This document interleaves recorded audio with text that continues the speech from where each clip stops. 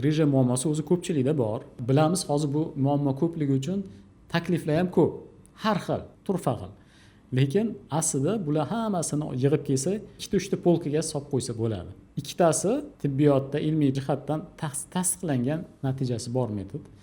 Birinchisi bu dori-darmon, fizioterapiya va mashqlar usuli, konservativ. Bular yordam bermaganda oldin ochiq kesib operatsiyalar, hozir bizda mana endoskopik eng zamonaviy amaliyot, olib tashlash.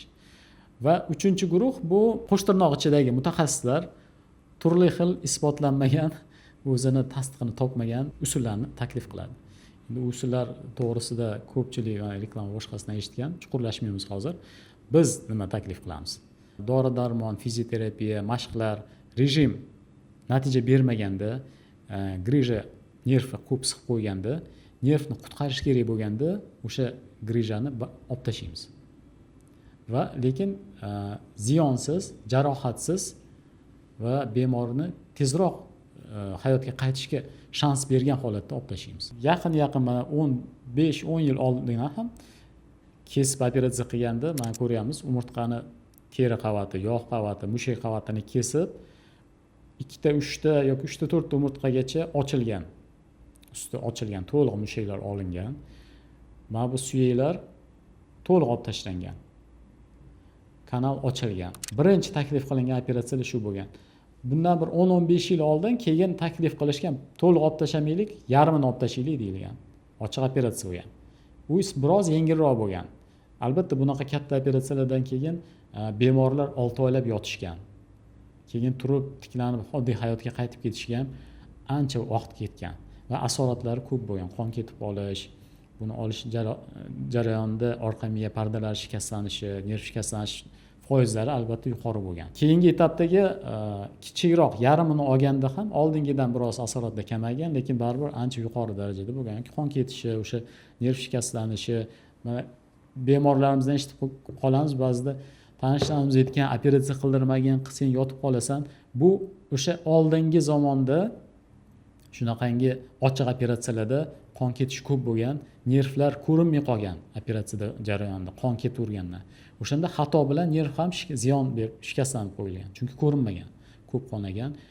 Hozirgidagi ichkarini yaxshi ko'rsatib beradigan kameralari bor, uskunalar bo'lmagan.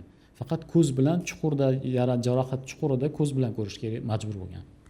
Shu sababli jarohatlar, asoratlar ko'p bo'lgan oldi. Hozirgi bizning metod bu endoskopiya, maxsus endoskop, mana shu ruchkamizdek qalinligida, uchida yuqori sifatli kamera bor. 7 mmlik teshik orqali na mushak, na suyak shikastlanmasdan biz kanalga kirib boramiz, tabiiy tirqish orqali.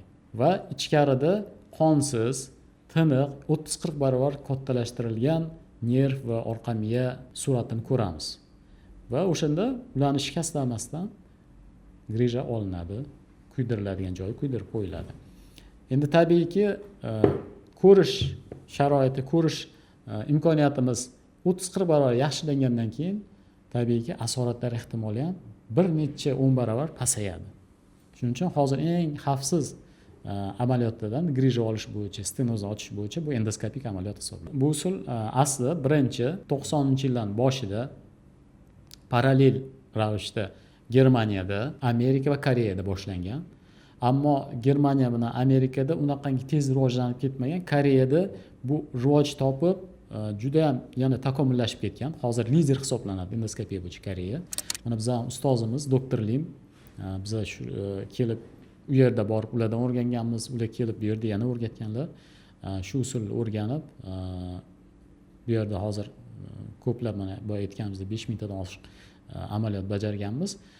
Bunaqangi sondagi amaliyot bajargan markaz hozircha O'zbekistonda ham, O'rta Osiyoda ham yo'q. Hozir bor sanoqli xirurglarimiz endoskopik, lekin bunaqangi sondagi amaliyot bajarilgan joy yo'q hozir Profmeddan boshqa.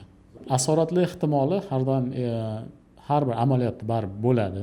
Haydovchi yo'lga chiqadi, mashinasini tekshiradi, mashina yaxshi, lekin minglab haydovchilardan bitta-ikkitasida baribir qanaqandir yo'l hodisasi bo'lish mumkin. Bunda hech kim 100% bo'lmaydi deyolmaydi. Amaliyotda ham xuddi shunaqa. Minglab amaliyotlardan bitta-ikkita ehtimol bo'lishi mumkin. Bizda ham bitta-ikkita asoratlar bo'lgan, lekin Allohga shukur bemor asoratdan keyin yurolmay yotib qolish, unaqangi og'ir asoratlar bo'lmagan. Yengil darajadagi holatda bo'lgan.